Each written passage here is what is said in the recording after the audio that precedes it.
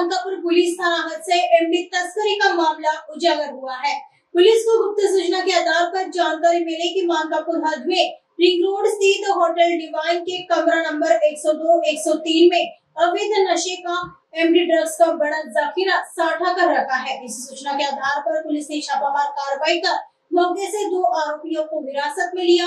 आरोपी अदनान सरवर खान उम्र 23 वर्ष मोटा ताजबाग निवासी और तौफीक मदीन शेख उम्र 24 वर्ष कुड़केश्वर निवासी बताया जा रहा है। तलाशी के दौरान पुलिस ने आरोपियों से कुल 5,81,240 रुपए का माल बरामद किया है। इस मामले में पुलिस ने फोर्ड कंपनी की कार भी जब्त की है और फरार आरोपियों की तलाश मानकापुर पुलिस कर रही है। काल दिनांक 8/7/2025 ला पहाटे आम्ही निवासस्थानी असताना आम्हाला फोन आलेला होता की डिवाइन लॉज मानकापूर चौक या ठिकाणी काही संशयास्पद नशाकारक पदार्थ बाळगलेल्या स्थितीत काही इसम आहेत। माहिती मिळाल्यानंतर आम्ही घटनास्थळी आलो। निवासस्थानावरून त्याची माहिती घेतली। त्याच्यामध्ये असं होतं की डिवाइन लॉज येथे एक पुरुष आणि एक महिला हे एका रूममध्ये होते। त्या रूममध्ये ती जी महिला होती त्या महिलेनं काही त्यांच्या आपसात वाद झाल्यामुळे कंट्रोल रूमला कॉल केला होता आणि ते कॉल कंट्रोल रूमने बीट मार्शलला कळवले होते आणि त्या ठिकाणी भांडण झालेलं आहे आणि जाऊन बघा अशा प्रकारच्या कंट्रोलच्या सूचना होत्या।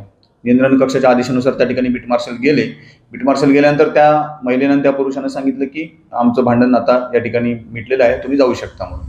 पण पोलिसांना संशय आला। त्या ठिकाणी रूममध्ये बेडवर काही सिरिंज, इलेक्ट्रॉनिक छोटा वजन काटा, त्याचप्रमाणे काही स्टेरिल वॉटर, रजनीगंधा पावडर अशा काही नशिल्या अशा वस्तू मिळून आल्या। एकंदरीत त्यांचं बोलणं हे संशयास्पद वाटलं। त्याच्यामुळे त्यांनी त्या घटनेची माहिती आम्हाला आणि नाईट ऑफिसर, डीबीचे ऑफिसर यांना कळवली होती।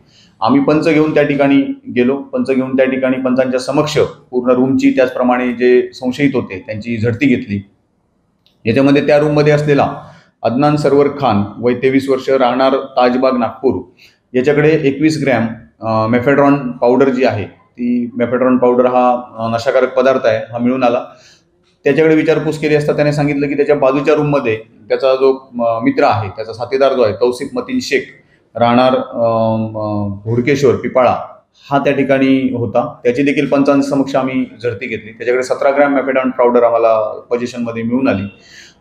ह्या मेफेड्रॉन पावडर सोबत त्यांच्याकडे वजन काटा, रिकाम्या प्लास्टिक झिपलॉक पन्न्या असे काही पदार्थ मिळून आले आणि त्यांच्याकडे विचारपूस केली असता त्यांनी सांगितलं की ग्राहक शोधून त्या ग्राहकांना आपण ही मेफेड्रॉन पावडर जी आहे ती विक्री करणार होतो आणि ती विक्रीसाठी त्यांनी ताब्यात बाळगल्याचं त्या ठिकाणी दिसून आलं।